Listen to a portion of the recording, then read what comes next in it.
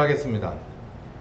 이스라엘의 2대 왕이 됐어요. 이제 명실상부한 왕이 돼서 모든 지파가 어느 날 오더니 우리의 왕이 돼 주십시오. 그래가지고 정말 이 초빙 받아서 내가 왕을 할 테니 나를 따라오지 않는 자는 가만두지 않으리라, 이렇게 아니라 정말 다들 자발적으로 이 사람이 하면, 우리 지난 시간에 봤잖아요. 이 다윗이 이런 사람이구나 라고 하는 걸 충분히 아는 그 전체 이스라엘의 백성들을 대표해서 지파가 와서 왕으로 세웠습니다. 그래서 한 40년 동안 왕이 되는데 여기까지 했죠. 그런데 다윗이 그 다음에, 제가 뭐 여기 한 절반 정도 수준에서 그냥 짧게 썼습니다만, 그 사무엘하에 보면 요게 여러 장에 걸쳐서 나오거든요. 요렇게 해서 왕이 되자마자 다윗에게 있어서 물꼬가 열리듯이 확 이런 일이 벌어져요.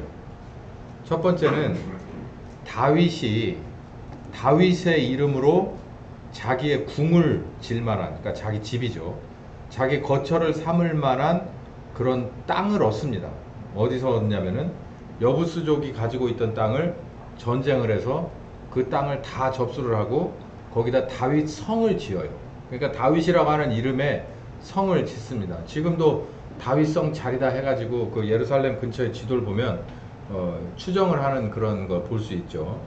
요때 그렇게 된 겁니다. 다윗이 왕이 되자마자 첫 번째 전쟁이 다윗이 자기가 살 그런 그 터를 마련하게 돼요. 요거 한번 잘 보세요. 이 다윗이 그 다음에 어떤 반응을 보이는지.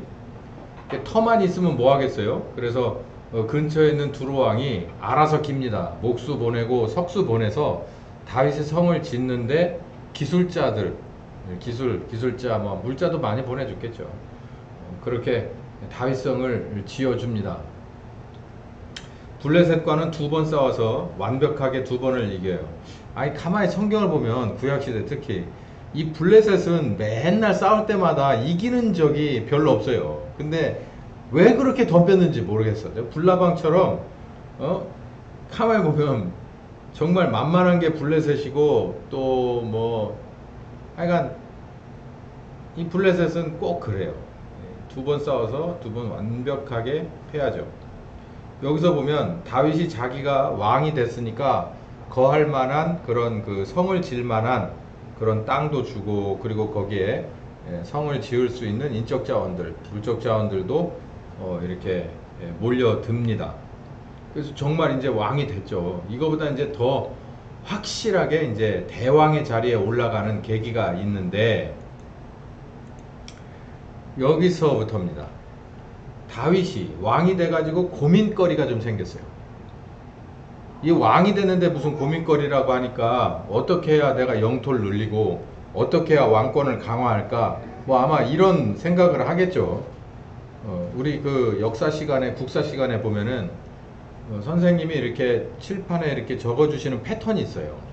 어느 왕이 되면 거기에 거의 99.9% 빠지지 않는 왕의 행적 중에 거의 1번에서 2번, 3번 사이에 왕권 강화가 있습니다. 왕권 강화. 그러기 위해서 무슨 어디를 키워주고 어디는 힘을 빼고 뭐 이렇게 하는 그런 얘기가 지금도 기억이 나요. 왜냐하면 어떤 왕이든지 자기의 권한을 강화하기 위해서 뭔가를 신경을 쓰거든요. 다윗도 고민거리가 그건 줄 알았는데 뜬금없이 이런 고민거리가 나와요. 법궤를 잃어버렸어요. 법궤를 잊어버렸죠. 여러분 혹시 기억하시는 분이 있을지 모르지만 사울이 죽을 때 법궤 갖고 나갔다가 블레셋하고 싸워서 완벽하게 깨지고, 자기 죽고 자기 아들 죽고 법궤는 어디 갔나 행방불명이 돼버려요. 그러고 나서 법궤를 잃어버렸다가 그 법궤가 어디에 있네 해가지고 어느 집에 이렇게 그냥 뭐랄까요, 임시 보관, 뭐 그냥 임시 야적, 뭐 이렇게 비슷하게 거기에서 이렇게 수발 들은 그런 그 집의 아들을 통해서 이렇게 이 비안 맞게 하고 뭐 하는 이런 수발을 들게끔 해서 사실상 어딘가에 표류되어 있는 상태처럼 그렇게 있거든요. 그러다가 이제 뭐 다윗이 뭘 어떻게 할 수 없는 상황이 돼요. 뭐 왕인지만은 왕이 아닌데다가 쫓기는 신세고 뭐 이래저래 해가지고 그 뒤로도 유다의 왕이 되기는 했지만 유다의 왕으로서 뭐 7년 동안 뭘 그렇게 크게 할 수 없잖아요. 그래서 이제 왕이 되자마자 첫 번째가 이제 그 어쩌다 보니까 자기 그 궁을 질 수 있는 뭐 이런 전쟁이 일어나고 막 이러다가 다윗이 고민거리가 생긴 거예요. 가만히 생각해 보니까 법궤가 어디 갔나? 없는 거야. 정신을 차리고 보니까. 그래서 이 법궤를 좀 찾아와야 되겠다라는 생각이 들어요. 남들 같으면 왕권을 강화하려고 별짓을 다 할 텐데요. 온갖 권모술수, 자기 편을 다시 재편하고 모든 것을 바꾸는 이런 일을 할 텐데 그런 것을 하지 않고 법궤를 찾아요. 그게 고민거리야. 그래서 그걸 아주 유명한 시편인데요. 시편 132편에 아주 적나라하게 표현하고 있습니다. 집에 가서 다 읽어보시고 제가 9절까지만 읽어볼게요. 여호와여 다윗을 위하여 그의 모든 근심한 것을 기억하소서. 근심스러웠다는 거예요. 법궤를 잃어버려서. 저가 여호와께 맹세하며 야곱의 전능자에게 서원하기를 내가 실로 나의 거하는 장막에 들어가지 않으며 내 침상에 오르지 않으며 내 눈으로 잠들게 안 하며 내 눈꺼풀로 졸게 하지 아니하기를 여호와의 처소 곧 야곱의 전능자의 성막을 발견하기까지는 그럴 것입니다 라고 맹세하고 서원했다라는 거예요. 네. 여기 보면은 아주 그냥 표현이 이렇게 멋집니다. 멋진 표현을 했는데 내가 거하는 장막이 어딥니까? 이 다윗성이잖아요. 다윗성. 네. 참 얼마나 이 막내 아들로 태어나서 온갖 것을 다 겪고 여기저기 들판이나 어디 동굴이나 이런 데서 피해 살던 그 참 말로 표현할 수 없는 데서 자기의 성을 지을 수 있는 그런 성을 짓고 이런데 참 얼마나 근데 거기 들어가지 않겠다. 내가 침상에 오르지 않겠다. 내 눈으로 잠들게 안 하겠다. 내 눈꺼풀로 졸게 하지 않겠다. 나는 하여간 여기 안 먹겠다는 얘기는 없으니까 밥은 먹은 것 같은데 온갖 것이 처음부터 끝까지 나는 이 잃어버린 법궤 때문에 온통 마음이 거기 가 있다. 언제까지? 내가 이걸 발견할 때까지는 내가 아무것도 할 수 없다. 이런 얘기예요. 공적인 것도 사적인 것도 난 이거를 절대 찾기 전에는 그래서 하나님 앞에 맹세하고 서원했다라는 거예요. 얼마나 참 이런 마음입니다. 이건 이런 거거든요. 이제 여기 보면 이제 찾습니다. 이제 시편이니까 이제 축약해서 나온 거죠. 우리가 그것이 에브라다에 있다는 것을 들었더니 나무밭에서 찾았도다. 우리가 그의 성막에 들어가서 그의 발등상 앞에 경배하리로다. 여호와여 일어나사 나의 권능의 괴와 함께 평안한 곳으로 들어가소서. 주의 제사장들은 의를 입고 주의 성도들은 즐거이 외칠지어다. 이제 결국 이제 찾았다는 것을 시적으로 노래하고 있는데, 요거 찾은 장면도 이제 제가 설명을 드릴게요. 이거는 뭐냐면 왕권을 강화한다는 건 나 다윗이 지금부터 사울의 뒤를 이어서 뭐 이렇게 나가는 거예요. 근데 이 법궤를 찾겠다는 얘기는 하나님이 이스라엘의 진정한 왕이다라고 하는 것을 직접 간접적으로 시인하는 겁니다. 하나님 앞에나 백성들 앞에. 그렇게 봐야 맞아요. 자, 법궤를 다시 되찾아온 다윗의 모습을 보세요. 이건 사무엘하 6장에 아주 한 스텝 잘 나오거든요. 수행 요원만 3만이라고 되어 있습니다. 3만. 따로 뺀 그 법궤를 이동시켜 오기 위해서 3만 명을 뽑았대요. 3만 명. 3명은 조금 적죠. 30명은 어떨까요? 뭐 한 일개 소대쯤 되는데. 그러면은 300명은 또 어떻게 되고 3천의 10배가 만이거든요. 3만이. 도대체 그럼 이거 병력으로 따지면 도대체 얼마만한 병력이 되는 거예요? 3만 명입니다. 야, 이건 도대체 어마어마한 거죠. 이 수행요원만 3만 명을 따로 뺐다. 와, 진짜 그 당시 그 정말 호랑이 담배 먹던 시절 얘기인데 참 어마어마한 겁니다. 왕이 권한을 이런 데에는 아낌없이 투자한 것을 우리가 볼 수 있습니다. 아비나답의 집에서 출발을 해서 나곤의 마당을 거쳐서 결국은 오벳 에돔의 집에 잠시 머물다 3개월이나 걸려서 다윗성으로 돌아오게 됩니다. 이 과정에서 아비나답의 집에는 원래 이렇게 야적돼 있었고 조금 진행해서 나곤의 마당쯤 지나갈 때 소가 잘못 움직여서 법궤가 흔들리면서 우사라고 하는 사람이 이 법궤를 흔들리지 않게 잡다가 하나님이 그걸 좋게 보질 않아서 거기서 급사하는 사건이 발생돼요. 그러면은 평상시 보통 왕 같으면 그런 사건이 일어났으니까 수행원들 바꿔, 그리고서 정신 똑바로 차리고 다시 법궤를 옮겨라, 이렇게 하면 그만인데 하나님이 노하셨다라고 본 거예요. 하나님이 노하셨다. 그러니 하나님의 노가 진정되기 전까지는 이스라엘로 들어올 수 없다. 성으로 들어갈 수 없다. 그래서 오벳 에돔의 집에다가, 이게 사람 이름 같아요. 이 집에다가 3개월 동안을 놔둡니다. 그리고 눈치를 보는 거예요. 하나님의 눈치를.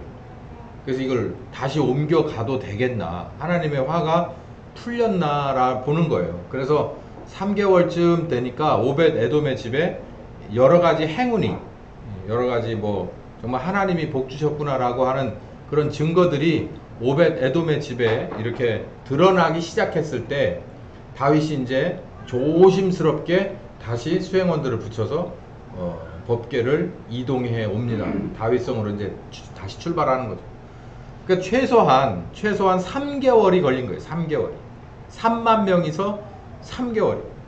근데 그 3개월 중에서 대부분의 날은 그냥 가만히 있는 거예요. 기다리는 거예요. 하나님 눈치를 보고. 왕이 3만 명의 수행원들과 함께. 자, 이거 그리고 다시 일어나서 다윗성으로 들어갑니다. 그 과정에서 여러분 아시다시피 이 옛날 어른들 말대로 이게 어디 사투리일 텐데 이 개타리가 내려올 줄, 개타리 이 협띠가 풀러져서 이렇게 바지가 그냥 흘러내릴 막 이렇게까지 그렇게 좋아서 춤을 춥니다. 애들 그렇죠. 지들이 원하는 선물 받으면 너무너무 좋아서 막 흔들흔들 하죠.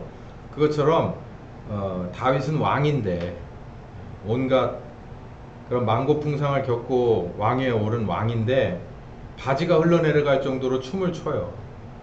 그러면서 그 법궤 앞에서 법궤 수행하는 그 수행원들 맨 앞에 왕이 서서 다윗의 성으로 들어갑니다. 이걸 누가 봤냐면 사울의 딸이기도 하고 기구한 운명의 소유자인 이 미갈이라고 하는 여자가 나중에 이제 사울의 이제 아내가 된 이 미갈이 이걸 보고서 혀를 찹니다. 한심하다, 한심해. 왕인데, 그래도 왕인데. 자기 아버지는 그러지 않았단 얘기예요. 자기 아버지 사울은 하나님에 관해서 허리띠가 내려올 정도로 그냥 거의 정신을 놓고 기뻐해 본 적도 두려워해 본 적도 없다는 거예요. 그러니까 딸이 이 과정을 모르는 거지. 왕의 딸이었는데도. 근데 다윗은 이런 비난을 듣고 조용히 가서 그럽니다. 내가 하나님 앞에 혁띠가 내려가게 이렇게 춤을 추고 이렇게 하는 거, 그거 비난을 하든 말든 그건 나는 전혀 상관할 바 아닌데, 나는 네 남편인데 네가 나한테 이따구로 하는 것은 절대 받아들일 수 없어 라고 얘기를 해요. 근데 그 뒤로 자식이 안 생깁니다. 미갈은 죽을 때까지 후사가 없다, 그렇게 나왔어요. 후사가 없는 이유가 여러 가지가 있겠죠. 제가 볼 때는 여러 가지 이유 중에 이러지 않았을까.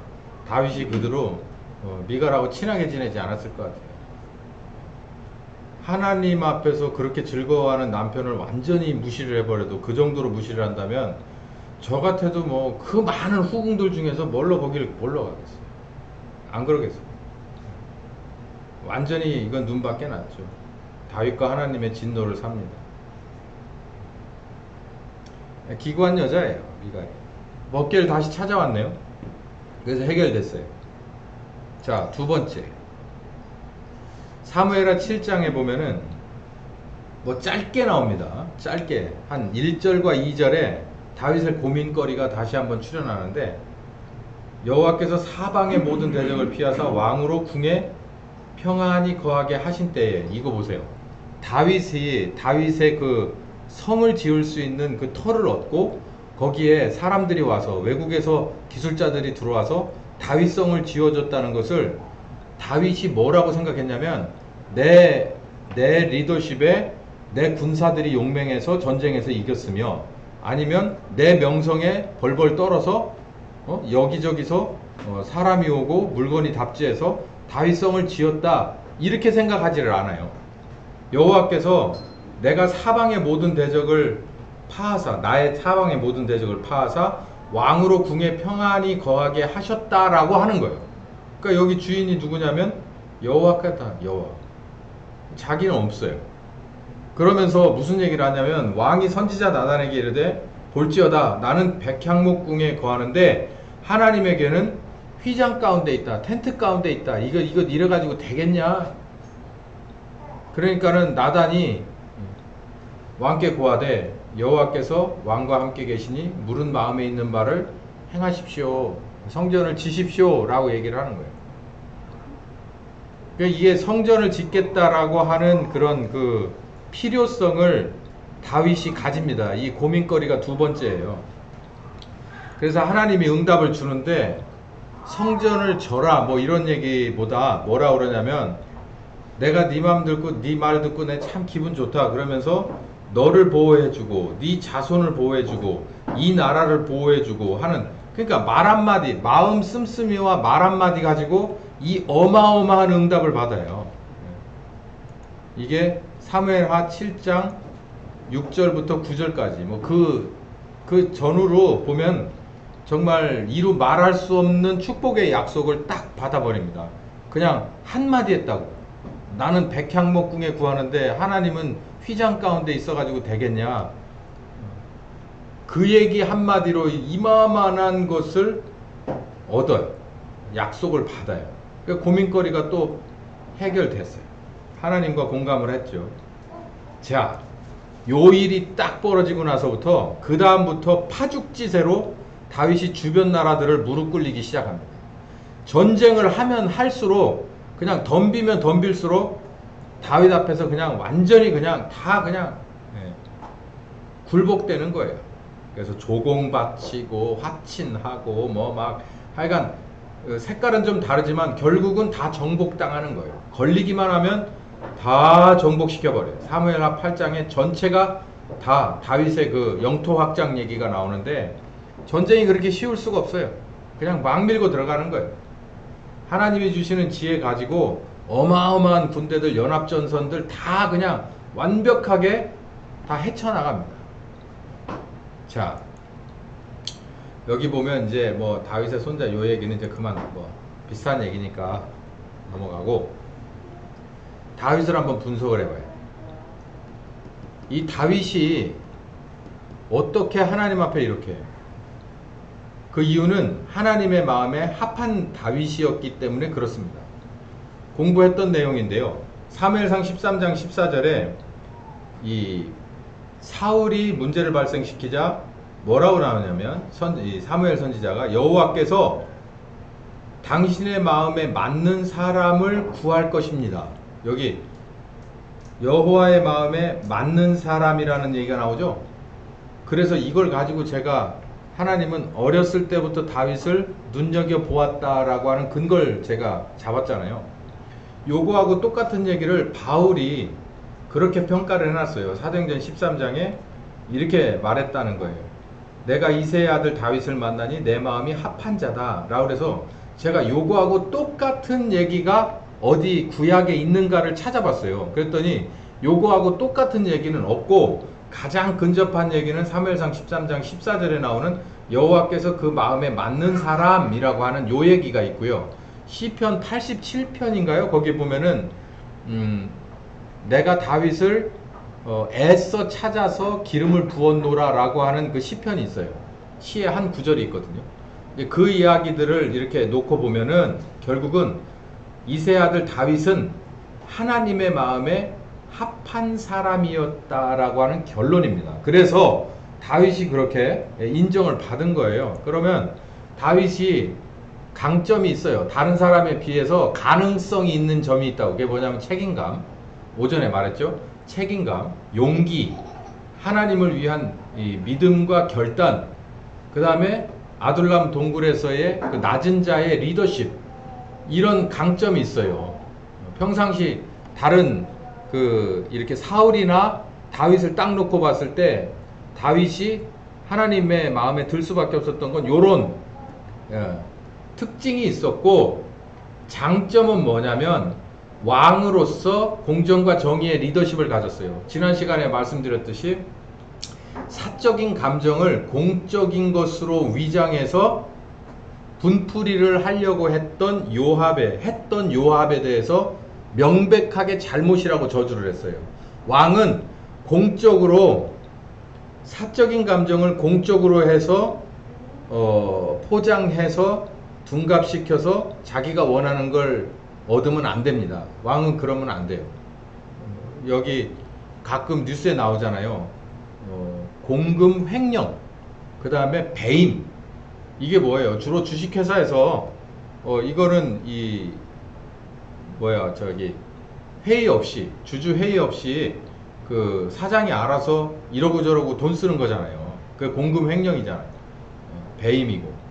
그게 아주 굉장히 큰 죄지 않습니까? 그것처럼 하나님 앞에서도 뭐 사람 앞에서 말할 것도 없고, 사적인 감정을 공적으로 위장해서 자기의 뭔가를 도모하는 일은 하나님이 보실 때 그건 잘못된 리더십이에요. 왕의 잘못된 리더십. 자기가 개인적으로 뭔가를 한다고 그러면 자기 개인 사업이니까 그렇게 할 수 있겠지만 공적인 거 그렇게 하면 안 된다라고 하는 겁니다. 그래서 이 사람은 왕으로서 이런 강점을 넘어서, 인간의 강점을 넘어서 왕으로서의 가능성이 있어요. 그래서 하나님이 이 사람을 찍은 거예요. 뿐만 아니라 여기 이스보셋을 애도하고 또 무비보셋이라고, 이게 요나단의 아들입니다. 그러니까 사울의 손자죠.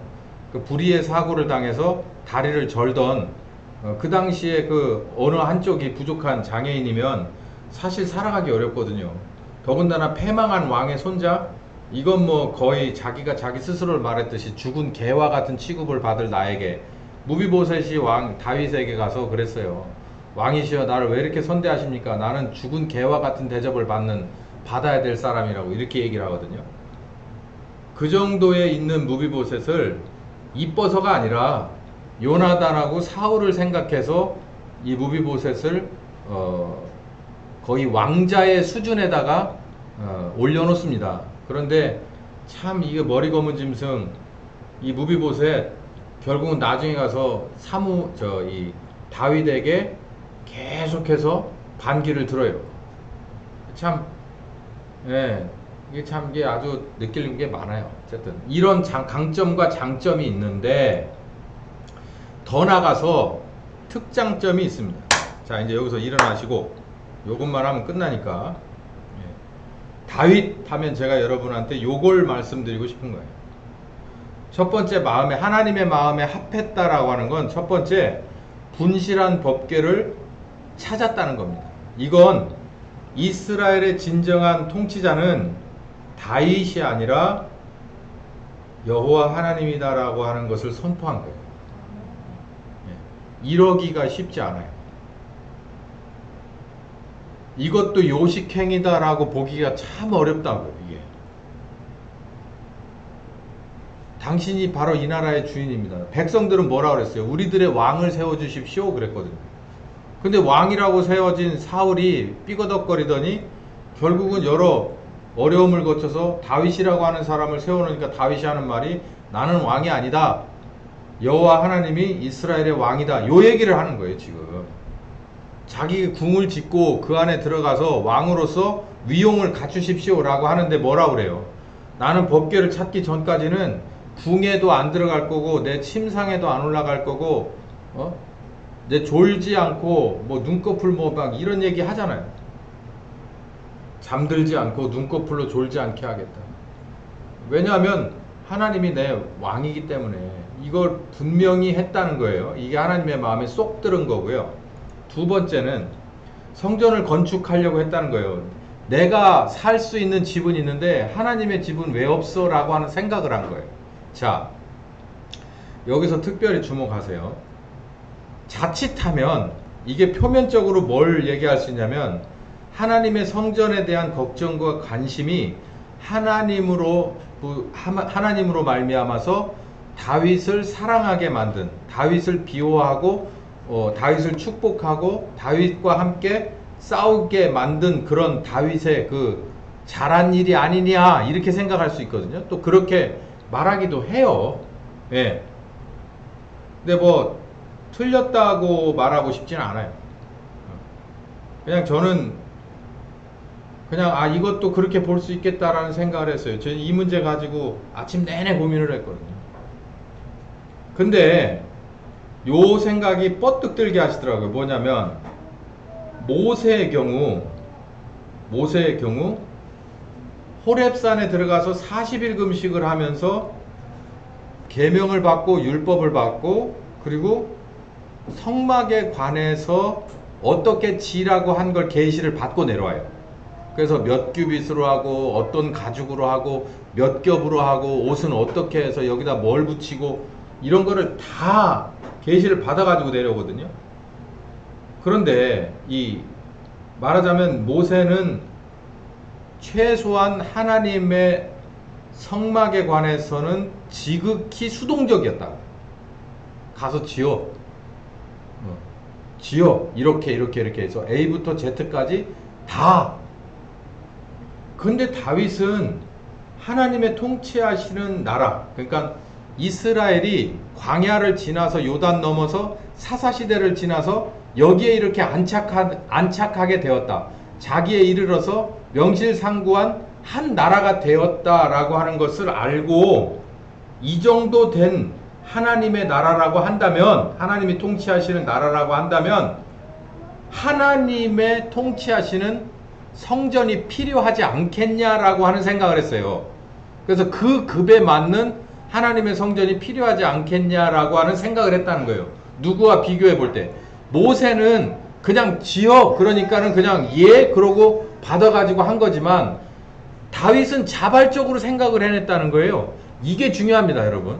아니 그게 목사님 하나님의 거처에 대한 걱정과 근심, 관심을 표명했다는 요것과 뭐가 다릅니까? 다른 것 같지 않죠? 똑같은 것 같지 않죠? 제가 이렇게 설명을 드릴게요. 다윗은 이런 겁니다. 이게 또 결국 개 얘기를 해야 될 것 같은데 우리 애가 개를 2마리를 길러요. 근데 하나는 굉장히 수동적입니다. 이게 머리가 나빠서가 아니라 수동적이에요. 그러니까 주인을 너무 잘 알아. 그렇기 때문에 주인이 이렇게 되면 이렇게 될 거야 그래가지고 앞서 나가는 게 아니라 이쯤 되면 이럴 텐데 왜 자가 왜 안 하나 그러고 이러고 쳐다보는 스타일이에요. 그러니까 주말마다 이렇게 깡통을 뜯어서 간식을 밥에 비벼주는 날이 그 금요일날 저녁 때. 그러니까 금요일날 저녁 때니까 니네들도 이렇게 맛있게 먹어라. 그래서 그때 깡통 따는 날이에요. 그러면 가만히 어쩌다가 이렇게 영상통화를 하다 보면 그날 됐는데 저녁 때 저는 그러니까 태양이는 밥을 먹으면서 하는데 얘들은 이제 뭐 간식을 안 줘봐요 일단. 그러면 아빠 얘네들 간식 안 줬는데 저 새끼 좀 쳐다보는 것 좀 봐. 그러면요 내 다리를 쭉 뻗고 아니면 이렇게 하고서 노려보고 있습니다. 이렇게 노려봐요. 너 왜 깡통 안 따? 그러면 노려보고 있다가 캐릭터가 그래요. 그래도 안 주잖아요. 그러면은 그 밑에 가서 이렇게 하고 있습니다. 그 깡통 갖다 놓은데 간식 갖다 놓은 데다. 그러고 안 움직여. 이리 와봐 저리 와봐 그래도 안 움직여. 그러고 그래도 많은 척을 안 해주고 깡통을 안 내려주면은 이렇게 하고 쳐다봅니다. 그래서 너 왜 나 쳐다봐? 그러면은 이렇게 하고 저걸 쳐다봐요. 이 다 아는 거야. 그래가지고 야 저건 저 모양이네. 그런 캐릭터가 하나 있어요. 근데 하나는 좀 다른 종인데 조금 어려요. 근데 애가 엄청 활발한 애예요. 근데 뭐 깡통 관심 있어요 가도. 근데 뭐 중요한 건 뭐냐면 주인이 이 다음번에 뭐를 할까를 계속 눈치를 봐요. 그래서 이거 해달라 저거 해달라 하면서 주인의 눈치를 하루에도 제가 볼 때는 한 3,000번 보는 것 같습니다. 가만히 이렇게 보면은 그 뭐 눈도 크지도 않아. 조그만한 눈 가지고 그 막 이렇게 털 내려온 사이로 주인 눈치를 얼마나 보는지 몰라. 그래서 주인이 뭔가 저한테 뭘 이렇게 던지기 놀이를 하려고 이렇게 집으려고 하면 벌써 저기 가 있어. 아주 활동적이네. 그 제가 그걸 가만히 보면서 그 생각을 해요. 야, 나는 어떤 캐릭터냐, 하나님 앞에서. 이 등치만 크고 매사에 이쯤 되면 하나님이 이렇게 움직일 것 같은데 라는 걸 상상할 줄 알고 경험이 있다고 느긋한 이 녀석이냐, 아니면 항상 주인이 어디로 뛸까를, 요 타이밍에 이런 상황엔 어디로 뛸까를 요걸 고민하면서 늘 주목하고 깨어있는 이런 녀석이냐, 이런 캐릭터냐. 다윗은 자기가 이 그림을 볼 줄 아는 거예요. 자기가 정말 말도 안 되는 상황에서 이렇게 하나님이 나를 이마만한 데다 갖다 놨다고 얘기하잖아요. 여호와께서 사방의 모든 자기에게 있던 모든 대적을 다 때려 부시고 나로 말미암아서 궁에 평안히 거할 수 있는 수준까지 나를 해놓으셨다는 거예요. 다윗은 그거를 돌아볼 줄 아는 사람이에요. 그런데 가만히 보니까 내가 이쯤 됐으면, 하나님이 세운 왕이 이 정도 이렇게 체계화 됐으면 하나님도 그렇게 돼야 되는 거 아니냐라는 생각을 한 거예요. 이 생각은 쉽게 하기 어렵습니다. 그래서 하나님이 결국은 여러분 이 다윗을 통해서 성전을 짓나요? 안 져요. 다윗은 뭔만 얻어냈냐면 하나님이 주실 수 있는 가장 큰 약속, 보장의 약속만 받아요. 그거 제가 얘기했잖아요. 사무엘하 여기 7장에 보면 그 밑에 한 장 전체가 너와 네 후손과 이 나라에 대한 약속이에요. 그 약속을 받아내는데 뭘 가지고? 이 다윗의 태도 하나 가지고. 그래서 마음에 합했다는 거예요. 하나님의 수준에 맞는 땅과, 젖과 꿀이 흐르는 가나안 땅과 그 안에 들어갈 사람과 임금을 세워놨으면 하나님의 것도 있어야 되지 않냐라는 생각을 하는 거예요. 이게 저마다 할 수 있는 생각이 아니에요. 사울하고 생각을 해보면 비교 자체가 불가야. 그러니까 하나님이, 야, 내가 너를 어렸을 때부터 잘 봤다. 내가 그 마음만 받고 알았고 성전은 네 아들 보고 지라 그래라. 너는 내가 시키는 일이나 해라. 어쨌든 역시 내 예상이 틀리질 않았어. 이런 상황인 거예요. 그래서 마음에 합했다는 거. 자, 그러면 이거를 2022년에 어떻게 볼 거냐. 이거 무지무지하게 중요합니다. 하나님은 지금도 2022년에 다윗을 원해요. 2022년에 다윗을 원한다고요. 그게 무슨 얘기냐면 아주 쉽죠. 여러분 2022년에도 하나님이 하시고 싶은 일이 있을 거 아닙니까? 하나님을 일단 안다고 그러죠. 그의 아들을 알죠. 아는 걸 넘어서서 믿죠. 내가 회개하고 복음을 믿어서 거듭났죠. 그리고 교회라고 하는 데 있어서 저 같은 경우는 목사죠. 여러분은 집사죠. 여러분은 성도죠. 그러면 하나님이 원하는 게 있을 거 아니에요. 하나님이 원하는 게 반드시 있어요. 반드시. 그게 규모가 크든 적든, 그게 사적인 것이든 공적인 것이든, 그게 나 한 사람이든 가정의 차원이든 교회의 차원이든 이 나라의 차원이든 2022년에 하시고 싶은 일이 있을 거예요. 그러면 다윗은 어떤 캐릭터라고 그랬어요? 뭐 이쯤 되면 혹시 뭐 하나님이 혹시나 이러는 캐릭터가 아니에요. 나를 돌아보고 내가 몇 년도에 어떤 상황에서 뭘 거쳐서 지금 이렇게 해서 2022년 여름에까지 이렇게 왔어. 그러고 나서 가만히 하나님의 입장에서 생각을 하니까 하나님이 하시고 싶은 일이 무엇일까를 생각해 보는 거예요. 하나님이 여러분을 통해서 2022년에 진짜 하고 싶은 것은 뭘까요? 그의 나라와 그의 의에 입각한 하나님의 것은 무엇일까요? 제가 왜 이 얘기를 하느냐면 하나님이 원하시는 거 내가 이런 부자가 되는 거야. 맞아요. 부자가 되는 것이 있을 수도 있어요. 그러나 그건 하나의 방법에 불과하죠. 그 결론은 하나님의 나라와 하나님의 뜻입니다. 하나님의 나라와 하나님의 뜻, 우리 지난 수요일날 뭐라 그랬죠? 그게 하나님의 나라와 하나님의 뜻은 이퀄 뭐라 그랬어요? 교회.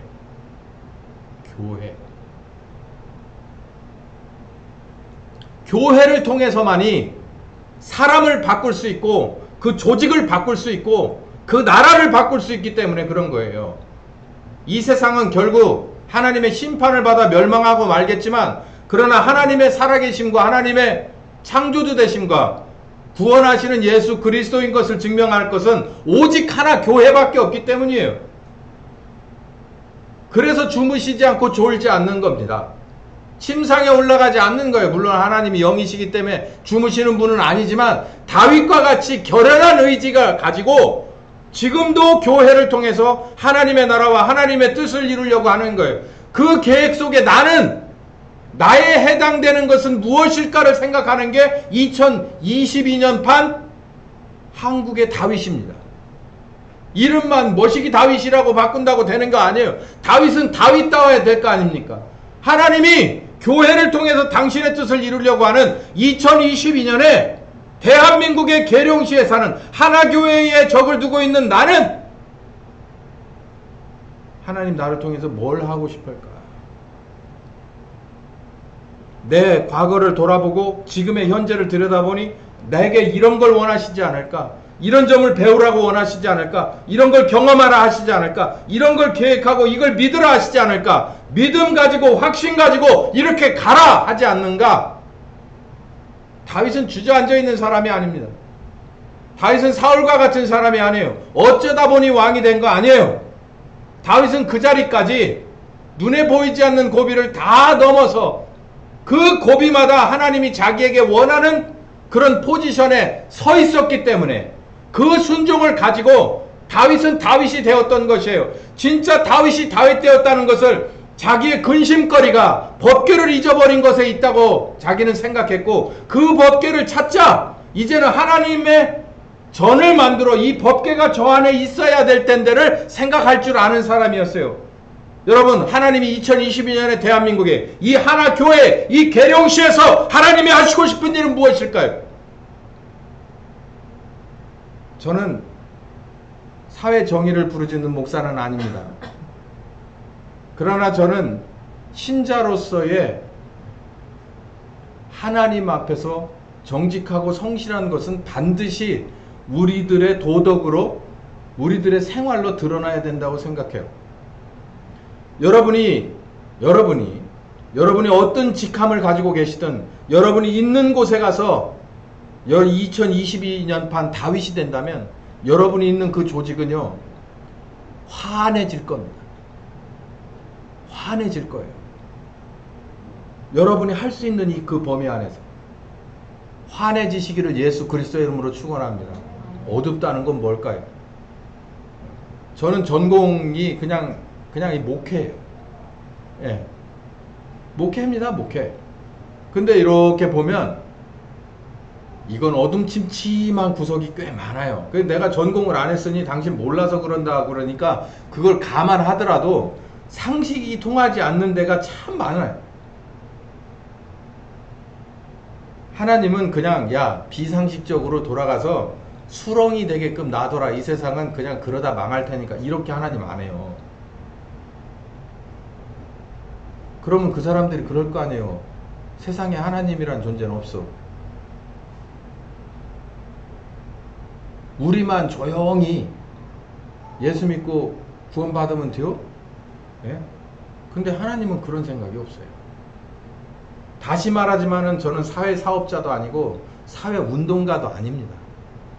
그러나 반드시 하나님이 나의 하나님인 것을, 예수가 나의 그리스도이고 나와 지금도 임마누엘 함께 한다는 것을 증명하게 되면 그 증명하는 그 필드는 바로 여러분의 일터가 될 것이고 여러분의 가정이 될 것이고 여러분이 서는 그 땅과 밟는 지나가는 그곳이 될 것이에요. 그곳에서 증명해내지 않으면, 그게 예수님이 그랬잖아요.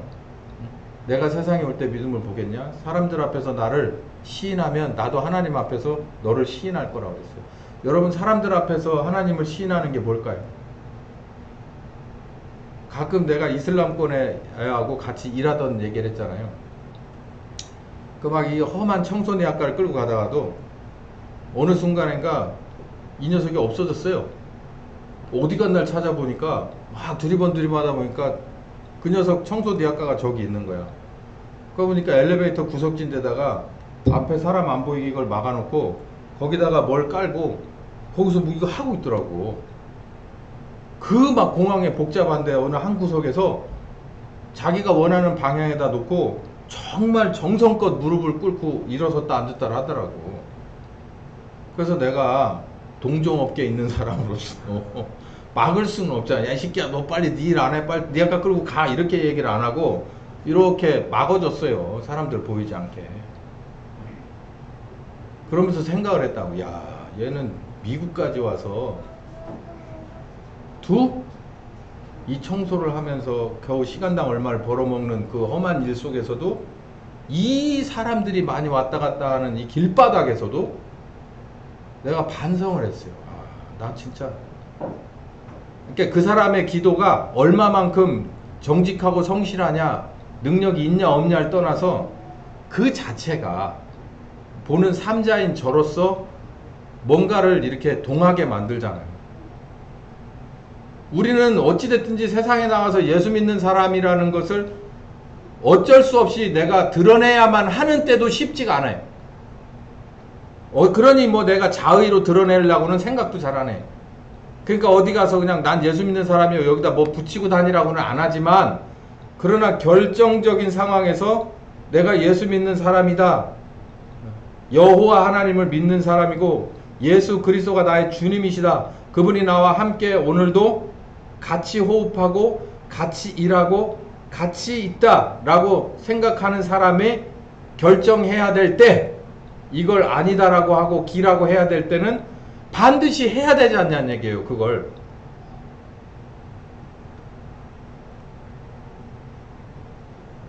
하시길 원합니다.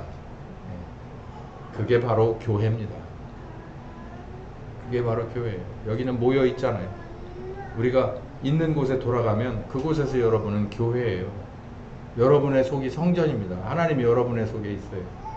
그분이 드러나서 영광 받아요.